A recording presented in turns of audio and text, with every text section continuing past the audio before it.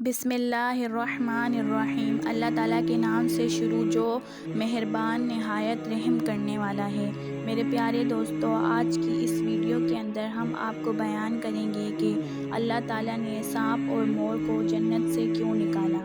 ان دونوں نے آخر ایسا کون سا گناہ کیا تھا جو اللہ تعالیٰ نے ان کو جنت سے نکال دیا اور ان کو بدصورت بنا کر زمین پر نازل کر دیا۔ ناظرین، سانپ اور مور جنت سے آئے ہوئے جانور ہیں۔ جنت میں گھومنے پھرنے اور کھانے کو بہت کچھ تھا، لیکن جنت میں اکیلے اور تنہا ہونے کی وجہ سے حضرت آدم علیہ السلام اداس رہتے تھے۔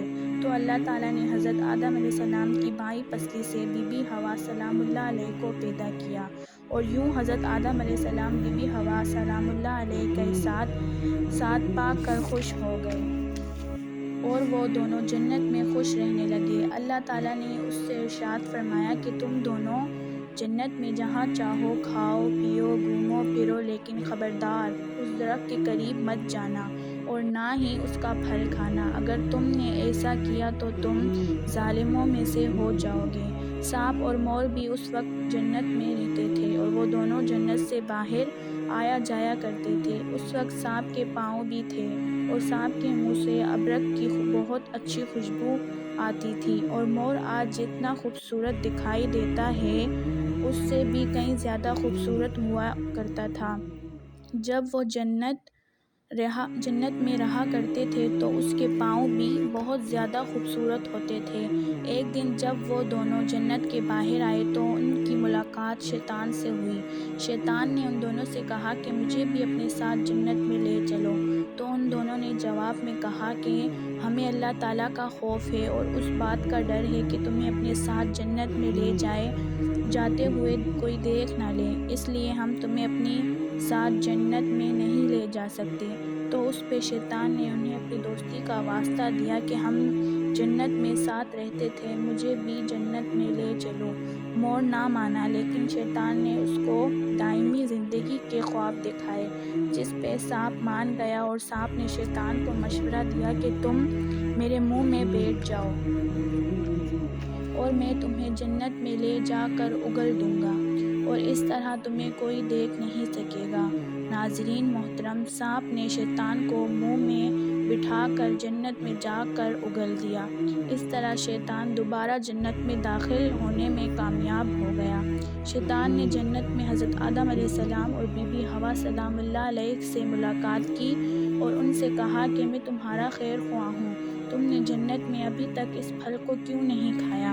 اس پر دونوں نے شیطان سے کہا کہ اللہ تعالیٰ نے ہمیں اس درخت سے دور رہنے اور اس کا پھل کھانے سے منع کیا ہے، اس لیے ہم نے ابھی تک اس کو نہیں کھایا اور نہ ہی کھائیں گے۔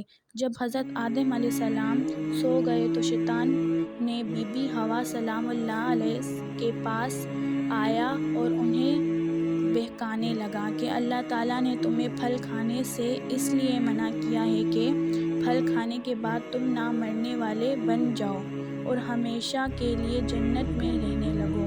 حضرت بی بی حوا سلام اللہ علیہ نے شیطان کے بہکاوے میں آ کر اس درخت کا پھل کھا لیا۔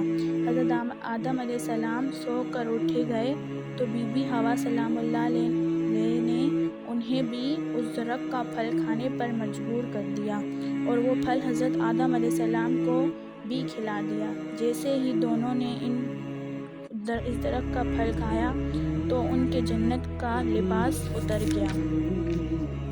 اللہ تعالیٰ نے ان دونوں سے کہا کہ میں نے تمہیں اس درخت کے پاس جانے سے اور اس کا پھل کھانے سے منع نہیں کیا تھا، لیکن تم دونوں نے میری بات نہ مان کر اور اس درخت کا پھل کھا کر اپنی جان پر ظلم کیا ہے۔